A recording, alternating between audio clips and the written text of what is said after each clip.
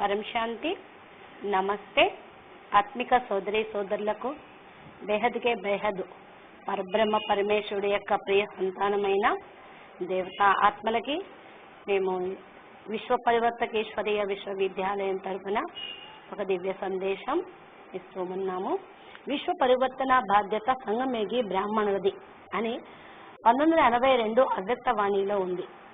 ఇది అర్థమైనప్పుడు దీని గురించి ఆలోచించి పురుషార్థం చేస్తారు. విశ్వాన్ని పరివర్తన చేయటం అనేది కావాలి, వినాశనం అనేది కాదు అని 80 సంవత్సరాల నుండి మరి మనం ఈ సంకల్పంతో చేస్తూ ఉన్నాం.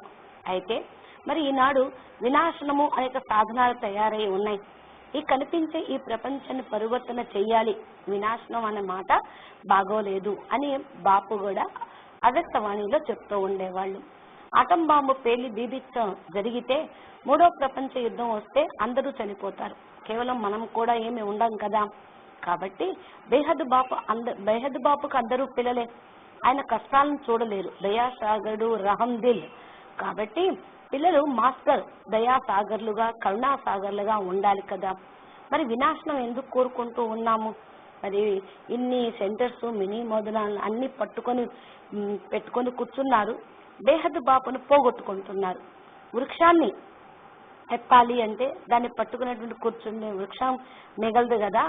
సో కాబట్టి అందుకే మేము మీకు మెసేజ్ ఇస్తూ ఉన్నాం. బ్రహ్మ కుమారి కుమారులకు, ప్రజాపిత బ్రహ్మ కుమారి కుమారులను కూర్చున్న పీబీకే వాళ్ళకి ఇప్పుడు మీరు తెలుసుకోండి, మేల్కోండి. బేహద్ బాపు వచ్చి బేహద్ యొక్క జ్ఞానాన్ని ఇస్తూ ఉన్నారు. మీరందరూ మా యొక్క ఆత్మిక సోదరి సోదరులు కాబట్టి మేము తెలుసుకున్న జ్ఞానాన్ని అందజేయుటకు ప్రయత్నం చేస్తూ ఉన్నాం. మాకైతే లభించింది అని మేము ఊరికే ఉండలేం కదా. మేము పొందినటువంటి ఆనందము జ్ఞానము మీరు కూడా పొందాలనే మా తాపత్రయం. బేహద్ తండ్రి గొప్ప జ్ఞానమును, ఎక్కడా కని విని ఎరుగనటువంటి జ్ఞానమును అలౌకిక చిత్రాల ద్వారా విశ్వ పరివర్తకేశ్వరీయ విద్యాలయంలో చెప్తూ ఉన్నారు. బేహద్ విద్య బేహద్ పిల్లలకే అర్థమవుతుంది అని అంటారు కదా. హద్దు ప్రపంచంలో బుద్ధి పెట్టుకుంటే వాళ్ళకి అర్థం కాదు. బేహద్ బాపు పిల్లల్ని వెతుక్కుంటూ వచ్చారు, వస్తారు అని మురళిలో కూడా ఉంది కదా. ఆత్మస్వరూపంలో ఉంటే, ఆత్మలో ఒరిజినాలిటీలోకి మీరు వెళ్తే, ఆత్మ ఒరిజినల్ స్వరూపంలో మీరు ఉంటే జ్ఞానం కూడా పూర్తిగా అర్థమవుతుంది. మురళి పాయింటే ఉండేది, మీరు ఆత్మస్వరూపంలో పక్కా అయితే డైరెక్ట్ గా తండ్రితోటే మీరు కనెక్షన్ కలుపుకోగలుగుతారు అని.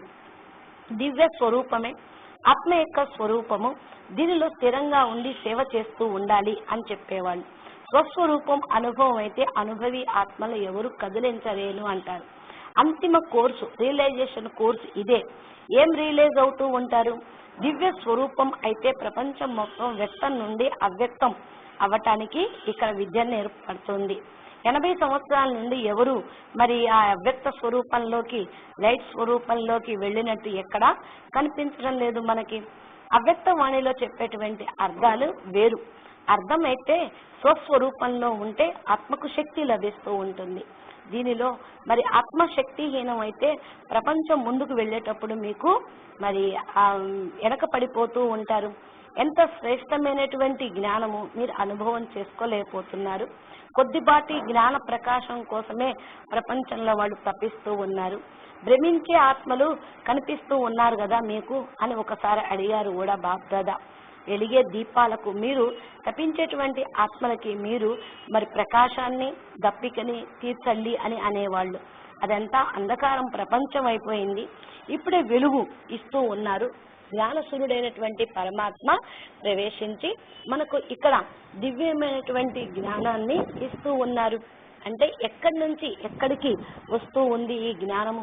ఇలాంటి ఆత్మలను మరి అందరూ ఎదురు చూస్తూ ఉన్నారు. దివ్యమైన జ్ఞానము, దివ్య ప్రకాశాన్ని ఇచ్చేటువంటి దీపాలు విశ్వ అంధకారాన్ని తొలగించే వాళ్ళుగా కావాలి అని బాప్దాదా చెప్తూ ఉన్నారు. అంటే ఏంటి? బేహద్ అంధకారంలో, అజ్ఞానం అనే అంధకారంలో ఉన్నారు. ఎందుకు అంటే డ్రామా అనుసారంగా ఈ టైంలో బ్రాహ్మణులు మేలుకుంటే అందరూ మేలుకున్నట్టే. విశ్వానికి ఆధారం బ్రాహ్మణులే కదా. అందుకని చెప్తారు బ్రాహ్మణుల పగులే బ్రహ్మ, పగులే బ్రాహ్మణుల పగులు, బ్రాహ్మణుల పగులే బ్రహ్మకు అని అంటారు కదా. బ్రహ్మ రాత్రి, బ్రాహ్మణుల రాత్రి అన్నారు. బ్రహ్మ అంటే ఏంటి? జ్ఞానం యొక్క ప్రకాశాన్ని ఇచ్చేటువంటి వాళ్ళు అన్నమాట. బ్రాహ్మణులు బీజాలు. బ్రాహ్మణులు నిద్రపోతే అందరూ నిద్రపోతారు. కాబట్టి బ్రాహ్మణుల బీజాలు మీ నుండి వృక్షం మొత్తం మేలుకున్నది, దేవతల కంటే శ్రేష్టమైన వాళ్ళు అని అంటారు కదా. ఈ జ్యోతి ఆరిపోతే విశ్వం మొత్తం అంధకారం అయిపోతూ ఉంటుంది. అందుకని మీ ఆత్మ జ్యోతిని బేహద్దుగా వెలిగించుకోండి. రాత్రి నుండి పగలు, పగల నుండి రాత్రి అగుట అనేది సామాన్యం, కానీ ఇక్కడ బేహద్దు రాత్రి బేహద్దు పగలు కూడా ఉంది. కాబట్టి బేహద్ తండ్రి ఇక్కడ మనకేం చెప్తూ ఉన్నారు అని అర్థం చేసుకోండి. మరి బ్రాహ్మణులు విశ్వ పరివర్తన కిరీటాన్ని ధరించారా? మరి కృష్ణ ఆత్మ అయితే బ్రహ్మ బాబా పాత్ర ప్లే చేసి ఆ మధ్యలోనే వెళ్ళిపోయారు. రామాత్మ శంకర్ పాత్ర ప్లే చేస్తూనే ఉన్నారు. కానీ వీరిరువురు కూడా 5000 సంవత్సరాల రామానే పట్టుకొని కూర్చున్నారు. బేహద్ బాపు బోర్డు పైన ఇక్కడ చక్కటి చిత్రాలు వేసి జ్ఞానం చెప్తున్నారు. ఈ జ్ఞానం ఏ శాస్త్రాల్లోనూ ఏ పుస్తకంలోనూ లేదు. అందుకని విచిత్రమైన విద్య, విచిత్రమైన బాపు, విచిత్రమైనటువంటి స్థానం అని మురళిలో ఉంది. బాపు ఎక్కడ కూర్చొని జ్ఞానం చెప్తున్నారు అది విచిత్రమైన స్థానం అవుతుంది. అదే లైట్ హౌస్ గా అవుతుంది, మైట్ హౌస్ గా అవుతుంది. దివ్య ప్రకాశం ఇక్కడి నుండే ప్రపంచం మొత్తానికి వెళ్తూ ఉంటుంది. మరి ఇంతవరకు దీనికి మరి లైట్ హౌస్ ఎక్కడ ఉంది మరి అని అడుగుతూ ఉన్నారు కదా, దానికి సమాధానం ఎవరు చెప్పలేకపోతూ ఉన్నారు. బేహద్ బాపుకు మరి నిరాకారి, ఆకారి, సాకారి రూపాలు ఉన్నాయి. విచిత్రమైన బాపు విచిత్ర లీల అంటే ఆయన ఆకారి రూపంలో, అవ్యక్త లైట్ స్వరూపంలో, పరం ప్రకాశం లోపల కూడా ఉంటూ ఉన్నారు. అవ్యక్తము అంటే ఈ ప్రపంచం నుంచి శరీరం వదిలేసి సూక్ష్మవతంలో కూర్చుంటే అవ్యక్తము అని అనుకుంటూ ఉన్నారు బ్రాహ్మణుల యొక్క. ఇదంతా భ్రమ అన్నమాట. ఎందుకంటే అవ్యక్తము అంటే పరమ ప్రకాశంలో ఉండటం, పరమ తత్వాల్లో ఉండటం. ఇప్పుడు శరీరం వదిలేసి సూక్ష్మవతంలో కూర్చున్న 3 స్థూల తత్వాల లోపలే ఆత్మ ఉంటూ ఉంటుంది. పాజిటివ్ ఆత్మ గాని, నెగిటివ్ ఆత్మ గాని. నెగిటివ్ ఆత్మ అయితే దెయ్యాలు, భూతాలు అంటారు. కొంచెం పాజిటివ్ ఆత్మ కాబట్టి సతో ప్రధాన ఆత్మ, దేవత ఆత్మగా అంటూ ఉంటారు. మరి బ్రహ్మ బాబా శరీరం వదిలేసి ఎక్కడ ఉన్నారు? ఈ భూమికి 200 కిలోమీటర్ల పైనే మరి 3 తత్వాల లోపల ఉన్నారు. 3 తత్వాల్లోనే రాగద్వేషాలు ఉంటాయి. కాబట్టి బ్రాహ్మణ ప్రపంచాన్ని ఇంకా బాగు చేయాలి, వాళ్ళ జ్ఞానం చెప్పాలనే యజ్ఞంలో ఇంకా తన పాత్రని ప్లే చేస్తూ ఉన్నారు. మరి ఇప్పుడు మీ బీకలో జ్ఞాన సాగరుడైన బాపు జ్ఞాన రత్నాలు ఏరుకునే హోలీ హంసలని కలుసుకోవటానికి వచ్చారు అని చెప్తూ ఉంటారు. హోలీ హంస అనగా పవిత్ర బుద్ధి, పవిత్ర వృత్తి, పవిత్ర దృష్టి, పవిత్ర కృతి ఉన్నవాళ్ళు. మరి స్థాపనకు విశేషమైన ఆత్మలు నిమిత్తం అవుతూ ఉంటారు కదా. మరి వినాశకారి ఏంటి? వినాశనం వినాశనం అని ఎందుకంటూ ఉన్నారు? మనం పరివర్తన చేసేవాళ్ళం, అందుకని వినాశనం చేసేవాళ్ళం కాదు. బాపు సమానంగా మీరు కూడా మాస్టర్ వరదానిగా, ప్రేమ సాగర్లుగా కండి. వినాశనం కోరుకోవద్దు, శుభ భావన మీరు పెట్టుకోండి. బాపు స్టేజీ మీదకు తీసుకుని రండి. బీకే వాళ్ళు, పీబీకే వాళ్ళు స్టేజీ పైనే ఉన్నారు కదా, మరి ఎవరిని ప్రత్యక్షం చేయమని చెప్తూ ఉన్నారు? బాపుని చూసిన వాళ్ళందరూ ఈయనే అనేటువంటి అనుభవం చేసుకోవాలి. బాపు సమానమైనటువంటి విశేష ఆత్మలకు అనుభవం కావాలి. వీళ్లే మాకు గైడు, మెసెంజర్స్ అన్ని వీళ్లే అనే విధంగా ఉండాలి. లభించాల్సినవి లభించని అనే మాట రావాలి. ఇప్పుడు మరి ఏదైతే మరి అలల రూపంలో సంతోషంగా ఉయ్యాల్లో ఊగుతూ ఉన్నారో అది మురళి యొక్క నాదం. మురళి అంటే మురళీధరుడు యొక్క జ్ఞానం అంటారు. కాబట్టి బేహద్ పవర్ హౌస్ నుండి పవర్ వస్తూ ఉంటే జ్ఞానం అనేది అర్థం అవుతూ ఉంటుంది. బేహద్ లైట్ ఆత్మకి వస్తూ ఉంది. బేహద్ బాపును స్మృతి చేస్తే మీ లోపల శక్తి వస్తుంది. బాపు పిల్లలుగా, అధికారిగా, వారసులుగా అవుతారు. అందుకనే మీకు మాతా శక్తి లాగా అయ్యి విశేషమైన పాలన చెయ్యండి. అప్పుడు మీరు బాపుని ప్రత్యక్షం చేయగలుగుతారు. బాపుని కలుసుకున్నట్టుగా యోగ్యులుగా చెయ్యండి అని వ్యక్తవాణిలో ఉంది. యోగిగా చెయ్యండి, విశేషమైన మహానాత్మలుగా చెయ్యండి అని చెప్పారు. ఎవరికి చెప్తున్నారు యోగ్యమైన ఆత్మల్ని అంటే ఎవరైతే జ్ఞానం కోసం మరి బ్రహ్మ కుమారి సంస్థలోకి వెళ్తూ ఉన్నారో వాళ్ళతో శక్తిశాలి ఆత్మ, యథార్థమైనటువంటి తండ్రి పరిచయాన్ని ఇప్పించండి అని ఇండైరెక్ట్ గా ఒక రకంగా బాబ్దాదా చెప్తూ ఉన్నారు. అయితే మరి ఈ అధికారి ఆత్మలుగా అయ్యేటువంటి వాళ్ళే వారసులుగా అవుతూ ఉంటారు. ఆత్మిక శక్తిని స్థూలమైన వాళ్ళు ఇవ్వలేరు. ఆత్మశక్తి, ఆత్మిక తండ్రి పరమాత్మ ఎవరైతే ఉన్నారో ఆల్మైటీ అథారిటీ ఆయనే ఇవ్వగలడు. అయితే మేము కూడా పరమాత్మ జ్ఞానమే వింటున్నాం కదా అని మీరు అనుకోవచ్చు. అయితే పరమాత్మలో కూడా కేటగిరీ ఉంది. శివుడు పరమాత్మ, శివుని యొక్క రచయిత మహాపరమాత్మ, వాళ్ళ మహాపరమాత్మని యొక్క రచయిత పరం మహాశివుడు. శివుడు, మహాశివుడు ఇవన్నీ ఉన్నాయి కదా. కేవలం ఈ శివుడు ఈ బ్రహ్మాండానికే అధిపతి. ఆయన బేహత్ తండ్రి కాదు. అవినాశి అధికారం బేహత్ తండ్రి నుండి లభిస్తుంది. ఆత్మలేఖ రచన ఎక్కడ జరిగిందో అనే విషయాన్ని మీరు తెలుసుకోండి. కాబట్టి మేమందరం మీ యొక్క శుభచింతకులుగా అయ్యి మరి మేము పొందిన జ్ఞానాన్ని మీకు ఇవ్వాలని, బాపు పిల్లలుగా మిమ్మల్ని అందరినీ తయారు చేయాలని, బాపు సంబంధంలోకి తీసుకొని రావాలని మేము ప్రయత్నం చేస్తూ ఉన్నాం. దూరంగా ఉంటూ సంపర్కంలోకి వస్తూ ఉంటారు, తర్వాత సమీప సంబంధంలోకి వస్తారు అన్న పాయింట్ ఉంది. అధికారి పిల్లలు కాబట్టి పరమాత్మతోటే అన్ని అని అనుకుంటూ ఉంటారు.